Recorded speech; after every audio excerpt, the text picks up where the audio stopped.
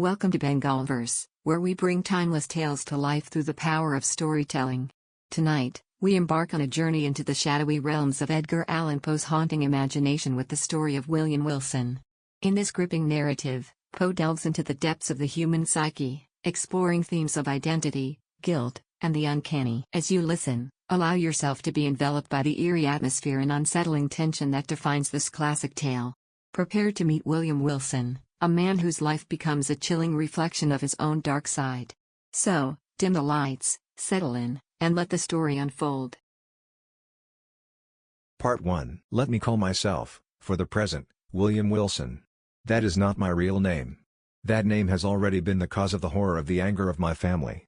Have not the winds carried my name, with my loss of honor, to the ends of the earth? Am I not forever dead to the world? To its honors, to its flowers, to its golden hopes? And a cloud, heavy and endless, does it not hang forever between my hopes and heaven? Men usually become bad by degrees.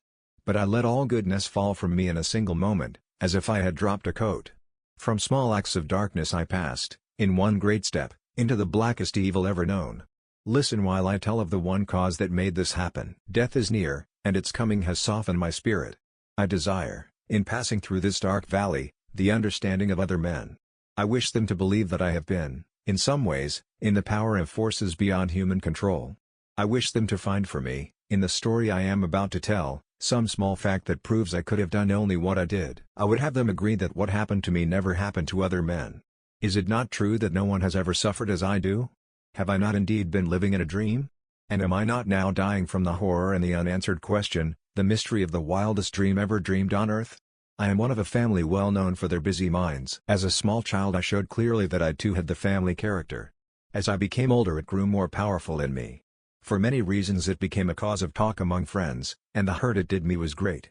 I wanted people always to do things my way. I acted like a wild fool. I let my desires control me. My father and mother, weak in body and mind, could do little to hold me back. When their efforts failed, of course my will grew stronger. From then on my voice in the house was law. At an age when few children are allowed to be free, I was left to be guided by my own desires. I became the master of my own actions. I remember my first school. It was in a large house about 300 years old, in a small town in England, among a great number of big trees. All of the houses there were very old. In truth, it was a dreamlike and spirit-quieting place, that old town. At this moment I seemed to feel the pleasant coolness under the shade of the trees. I remember the sweetness of the flowers. I hear again with delight I cannot explain the deep sound of the church bell each hour breaking the stillness of the day. It gives me pleasure to think about this school, as much pleasure, perhaps, as I am now able to experience. Deep in suffering as I am, suffering only too real, perhaps no one will object if for a short time I forget my troubles and tell a little about this period. Moreover, the period and place are important. It was then and there that I first saw, hanging over me, the terrible promise of things to come. Let me remember. The house where we boys lived and went to school was, as I have said, old and wide. The grounds about it were large, and there was a high wall around the outside of the whole school. Beyond this wall we went 3 times in each week, on one day to take short walks in the neighboring fields, and 2 times on Sunday to go to church. This was the one church in the village, and the head teacher of our school was also the head of the church. With a spirit of deep wonder and of doubt I used to watch him there. This man, with slow step and quiet, thoughtful face, in clothes so different and shining clean, could this be the same man who with a hard face and clothes far from clean stood ready to strike us if we did not follow the rules of the school? Oh, great and terrible question, beyond my small power to answer. I well remember our playground, which was behind the house. There were no trees, and the ground was as hard as stone. In front of the house there was a small garden. But we stepped into this garden only at very special times, such as when we first arrived at school, or when we left it for the last time, or perhaps when father or mother or a friend came to take us away for a few days. But the house, what a delightful old building it was, to me truly a palace. There was really no end to it. I was not always able to say certainly which of its 2 floors I happened to be on. From each room to every other there were always 3 or 4 steps either up or down. Then the rooms branched into each other, and these branches were too many to count, and often turned and came back upon themselves. Our ideas about the whole great house were not very far different from the thoughts we had about time without end. During the 5 years I was there, I could never have told anyone how to find a little room where I and some 18 or 20 other boys slept. The schoolroom was the largest room in the house, and I couldn't help thinking it was the largest in the world. It was long and low, with pointed windows and heavy wood overhead. In a far corner was the office of our head teacher, Mr. Bransby. This office had a thick door, and we would rather have died than open it when he was not there. Inside the thick walls of this old school I passed my years from 10 to 15. Yet I always found it interesting. A child's mind does not need the outside world. In the quiet school I found more bright pleasure than I found later, as a young man, in riches, or, as an older man, in wrongdoing. Yet I must have been different indeed from most boys. Few men remember much of their early life. My early days stand out as clear and plain as if they had been cut in gold. In truth, the hotness of my character and my desire to lead and command soon separated me from the others. Slowly I gained control over all who were not greatly older than myself, over all except one. This exception was a boy who, though not of my family, had the same name as my own, William Wilson. This boy was the only one who ever dared to say he did not believe all I told him, and who would not follow my commands. This troubled me greatly. I tried to make the others think that I didn't care. The truth was that I felt afraid of him. I had to fight to appear equal with him, but he easily kept himself equal with me. Yet no one else felt, as I did, that this proved him the better of the two. Indeed, no one else saw the battle going on between us. All his attempts to stop me and what I wanted to do were made when no one else could see or hear us. He did not desire, as I did, to lead the other boys. He seemed only to want to hold me back. Sometimes with wonder, and always without pleasure, I saw that his manner seemed to show a kind of love for me. I did not feel thankful for this. I thought it meant only that he thought himself to be very fine indeed, better than me. Perhaps it was this love he showed for me, added to the fact that we had the same name, and also that we had entered the school on the same day, which made people say that we were brothers.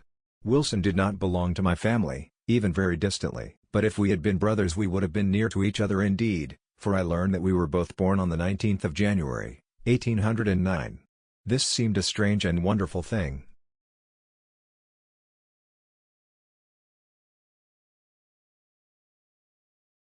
Part 2. In the first part of my story I spoke about my life at my first school, and about the other boys, over whom I gained firm control. But there was one boy who would not follow my commands, who would not do what I told him to, as the other boys did. His name was the same as mine, William Wilson, although he did not belong to my family in any way. He seemed to feel some love for me, and had entered the school the same day as I had. Many of the boys thought we were brothers. I soon discovered that we had been born on the same day, January 19, 1809. Wilson continued his attempts to command me, while I continued my attempts to rule him. The strange thing is that, although I did not like him, I could not hate him. We had a battle nearly every day, it is true. In public it would seem that I had been proved the stronger, but he seemed somehow able to make me feel that this was not true, and that he himself was stronger. Nevertheless, we continued to talk to each other in a more or less friendly way. On a number of subjects we agreed very well. I sometimes thought that if we had met at another time and place we might have become friends. It is not easy to explain my real feelings toward him. There was no love, and there was no fear. Yet I saw something to honor in him, and I wanted to learn more about him. Anyone experienced in human nature will not need to be told that Wilson and I were always together. This strange appearance of friendship, although we were not friends, caused, no doubt, the strangeness of the battle between us. I tried to make the others laugh at him, I tried to give him pain while seeming to play a light-hearted game. My attempts were not always successful, even though my plans were well made. There was much about his character that simply could not be laughed at. I could find, indeed, but one weakness. Perhaps he had been born with it, or perhaps it had come from some illness. No one but me would have made any use of it against him. He was able to speak only in a very, very soft, low voice. This weakness I never failed to use in any way that was in my power. Wilson could fight back, and he did. There was one way he had of troubling me beyond measure. I had never liked my name. Too many other people had the same name. I would rather have had a name that was not so often heard. The word sickened me. When, on the day I arrived at the school, a second William Wilson came also, I felt angry with him for having the name. I knew I would have to hear the name each day a double number of times.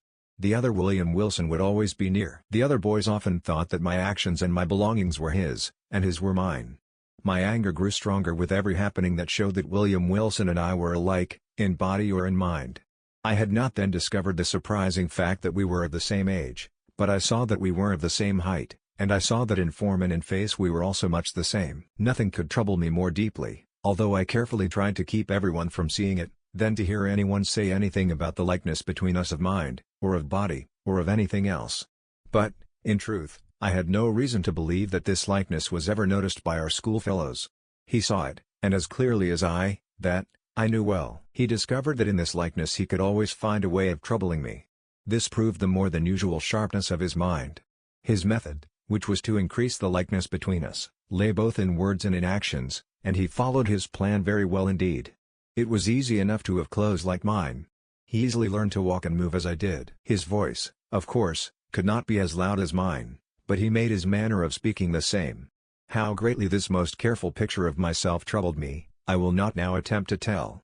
It seemed that I was the only one who noticed it. I was the only one who saw Wilson's strange and knowing smiles. Pleased with having produced in my heart the desired result, he seemed to laugh within himself and cared nothing that no one laughed with him. I have already spoken of how he seemed to think he was better and wiser than I. He would try to guide me, he would often try to stop me from doing things I had planned. He would tell me what I should and should not do, and he would do this not openly, but in a word or two in which I had to look for the meaning. As I grew older I wanted less and less to listen to him. As it was, I could not be happy under his eyes, that always watched me. Every day I showed more and more openly that I did not want to listen to anything he told me. I have said that, in the first years when we were in school together, my feelings might easily have been turned into friendship, but in the later months, although he talked to me less often then, I almost hated him. Yet, let me be fair to him. I can remember no time when what he told me was not wiser than would be expected from one of his years. His sense of what was good or bad was sharper than my own. I might, today, be a better and happier man if I had more often done what he said. It was about the same period, if I remember rightly, that by chance he acted more openly than usual and I discovered in his manner something that deeply interested me. Somehow he brought to mind pictures of my earliest years. I remembered, it seemed, things I could not have remembered. These pictures were wild, half-lighted, and not clear, but I felt that very long ago I must have known this person standing before me. This idea, however, passed as quickly as it had come. It was on this same day that I had my last meeting at the school with this other, strange William Wilson. That night, when everyone was sleeping, I got out of bed, and with a light in my hand, I went quietly through the house to Wilson's room. I had long been thinking of another of those plans to hurt him, with which I had until then had little success. It was my purpose now to begin to act according to this new plan. Having reached his room, I entered without a sound, leaving the light outside. I advanced a step, and listened. He was asleep. I turned, took the light, and again went to the bed. I looked down upon his face. The coldness of ice filled my whole body. My knees trembled, my whole spirit was filled with horror. I moved the light nearer to his face. Was this the face of William Wilson? I saw indeed that it was, but I trembled as if with sickness as I imagined that it was not. What was there in his face to trouble me so? I looked, and my mind seemed to turn in circles in the rush of my thoughts. It was not like this, surely not like this, that he appeared in the daytime. The same name, the same body, the same day that we came to school. And then there was his use of my way of walking, my manner of speaking. Was it, in truth, humanly possible that what I now saw was the result, and the result only, of his continued efforts to be like me? Filled with wonder and fear, cold and trembling, I put out the light. In the quiet darkness I went from his room and, without waiting 1 minute, I left that old school and never entered it again.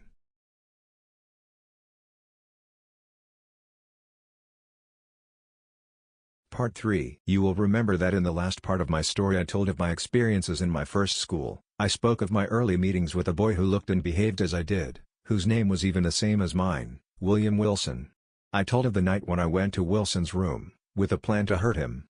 What I saw that night so frightened me that I left the room and the school forever. As I stood looking down at his sleeping form and face I might have been looking at myself in a looking glass.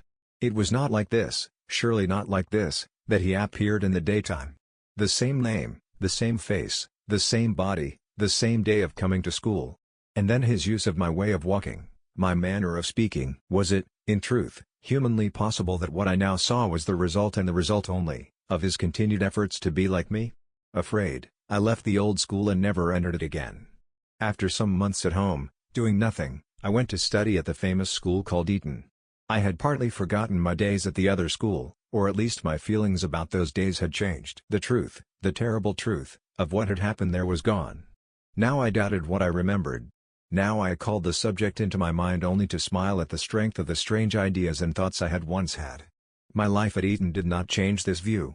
The fool's life into which I carelessly threw myself washed away everything that was valuable in my past. I do not wish, however, to tell here the story of my wrongdoing which went against every law of the school and escaped the watchful eyes of all the teachers. 3 years of this had passed and I had grown much larger in body and smaller in soul. 3 years of wrongdoing had made me evil. One night I asked a group of friends who were as evil as I to come to a secret meeting in my room. We met at a late hour. There was strong drink, and there were games of cards and loud talking until the new day began appearing in the east. Warm with the wine and with the games of chance, I was raising my glass to drink in honor of some especially evil idea, when I heard the voice of a servant outside the room. He said that someone had asked to speak with me in another room. I was delighted. A few steps brought me into the hall of the building. In this room no light was hanging, but I could see the form of a young man about my own height, wearing clothes like those I myself was wearing. His face I could not see. When I had entered he came quickly up to me, and, taking me by the arm, he said softly in my ear, "William Wilson." There was something in the manner of the stranger, and in the trembling of his uplifted finger, which made my eyes open wide, but it was not this which had so strongly touched my mind and heart. It was the sound of those two, simple, well-known words, "William Wilson," which reached into my soul. Before I could think again and speak, he was gone. For some weeks I thought about this happening. Who and what was this Wilson? Where did he come from? And what were his purposes? I learned that for family reasons he had suddenly left the other school on the afternoon of the day I myself had left it. But in a short time I stopped thinking about the subject. I gave all my thought to plans for study at Oxford University. There I soon went. My father and mother sent me enough money to live like the sons of the richest families in England. Now my nature showed itself with double force. I threw aside all honor. Among those who spent too much money, I spent more, and I added new forms of wrongdoing to the older ones already well known at the university. And I fell still lower. Although it may not be easily believed, it is a fact that I forgot my position as a gentleman. I learned and used all the evil ways of those men who live by playing cards. Like such skilled gamblers, I played to make money. My friends trusted me, however. To them I was the laughing but honorable William Wilson, who freely gave gifts to anyone and everyone, who was young and who had some strange ideas, but who never did anything really bad. For 2 years I was successful in this way. Then a young man came to the university, a young man named Glendinning, who, people said, had quickly and easily become very rich. I soon found him of weak mind. This, of course, made it easy for me to get his money by playing cards. I played with him often. At first, with the gambler's usual skill, I let him take money from me. Then my plans were ready. I met him one night in the room of another friend, Mr. Preston. A group of 8 or 10 persons were there. By my careful planning I made it seem that it was chance that started us playing cards. In fact, it was Glendinning himself who first spoke of a card game. We sat and played far into the night, and at last the others stopped playing. Glendinning and I played by ourselves, while the others watched. The game was the one I liked best, a game called écarté. Glendinning played with a wild nervousness that I could not understand, though it was caused partly, I thought, by all the wine he had been drinking. In a very short time he had lost a great amount of money to me. Now he wanted to double the amount for which we played. This was as I had planned, but I made it seem that I did not want to agree. At last I said yes. In an hour he had lost 4 times as much money as before. For some reason his face had become white. I had thought him so rich that losing money would not trouble him, and I believed this whiteness, this paleness, was the result of drinking too much wine. Now, fearing what my friends might say about me, I was about to stop the game when his broken cry and the wild look in his eyes made me understand that he had lost everything he owned. Weak of mind and made weaker by wine, he should never have been allowed to play that night. But I had not stopped him, I had used his condition to destroy him. The room was very quiet. I could feel the icy coldness in my friends. What I would have done I cannot say, for at that moment the wide heavy doors of the room were suddenly opened. Every light in the room went out, but I had seen that a man had entered. He was about my own height, and he was wearing a very fine, long coat. The darkness, however, was now complete, and we could only feel that he was standing among us. Then we heard his voice. In a soft, low, never-to-be-forgotten voice, which I felt deep in my bones, he said, "Gentlemen, I am here only to do my duty. You cannot know the true character of the man who has tonight taken a large amount of money from Mr. Glendinning. Please have him take off his coat, and then, look in it very carefully." While he was speaking there was not another sound in the room. And as he ended, he was gone.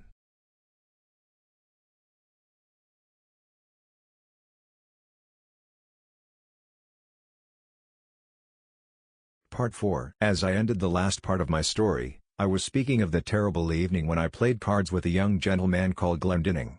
We were in the room of one of my friends at Oxford University. I had just realized that the young man, weak of mind and weakened by wine, had allowed me to win from him everything he owned. I was still trying to decide what I should do, when, as I said, the wide, heavy doors of the room were suddenly opened. Every light in the room went out, but I had seen that a stranger had entered. He was about my own height, and he was wearing a very fine, long coat. The darkness, however, was now complete, and we could only feel that he was standing among us. Then we heard him speak in a soft, low, and never-to-be-forgotten voice, which I felt deep in my heart. He said, "Gentlemen, I am here only to do my duty. You cannot know the true character of the man who has tonight taken a large amount of money from Mr. Glendinning. Please have him take off his coat, and then look in it very carefully." While he was speaking there was not another sound in the room. As he ended, he was gone. Shall I, tell what I felt? Need I say that I was afraid, that I felt the sick fear of those who are judged forever wrong? Many hands held me. Lights were brought. My friends looked in my coat. In it they found all the high cards, the valuable cards needed to win in the game we had been playing. Secretly using these cards, I could have taken the money of anyone who played the game with me. Mr. Preston, in whose room we were, then said, "Mr. Wilson, this is yours." He lifted from the floor a fine, warm coat, and said, "We shall not look in this to prove again what we have proved already. We have seen enough. You will understand, I hope, the need for you to leave the university. At the very least, you must leave my room, and leave it now." Down in the dust though my spirit was, I might have tried to strike him for those words if at that moment I had not noticed something very surprising. My coat had cost more money than most men could spend, and it had been made especially for me. It was different, I thought, from every other coat in the world. When, therefore, Mr. Preston gave me the coat which he had picked up from the floor, I saw with terror that my own was already hanging on my arm, and that the two were alike in every way. I remembered that the strange being who had so mysteriously entered and left the room had had a coat. No one else in the group had been wearing one. I placed the coat offered by Preston over my own, and left his room. The next morning I began a hurried journey away from Oxford University. I ran, but I could not escape. I went from city to city, and in each one Wilson appeared. Paris, Rome, Vienna, Berlin, Moscow, he followed me everywhere. Years passed. I went to the very ends of the earth. I ran in fear, as if running from a terrible sickness, and still he followed. Again and again I asked myself, who is he? Where did he come from?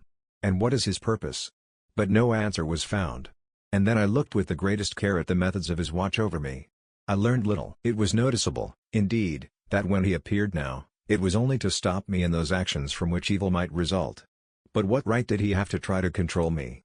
I also noticed that although he always wore clothes the same as mine, he no longer let me see his face. Did he think I would not know him? He destroyed my honor at Oxford, he stopped me in my plans for getting a high position in Rome, in my love in Naples, in what he called my desire for too much money in Egypt.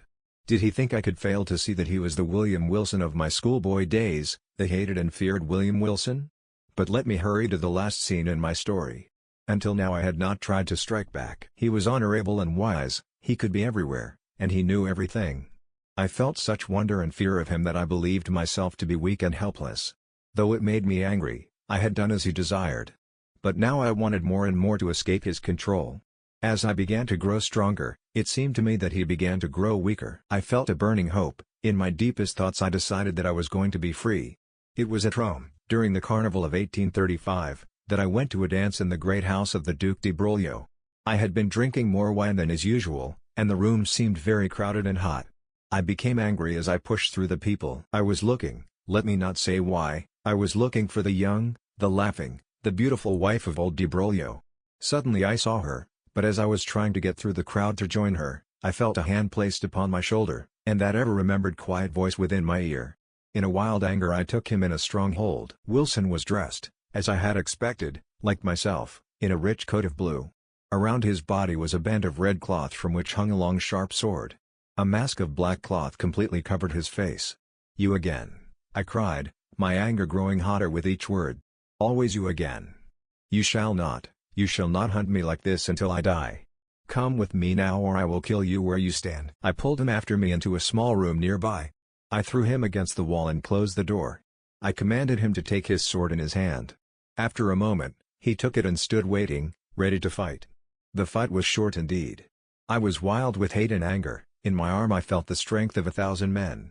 In a few moments I had forced him back against the wall, and he was in my power. Quickly, wildly, I put my sword's point again and again into his heart. At that moment I heard that someone was trying to open the door. I hurried to close it firmly, and then turned back to my dying enemy.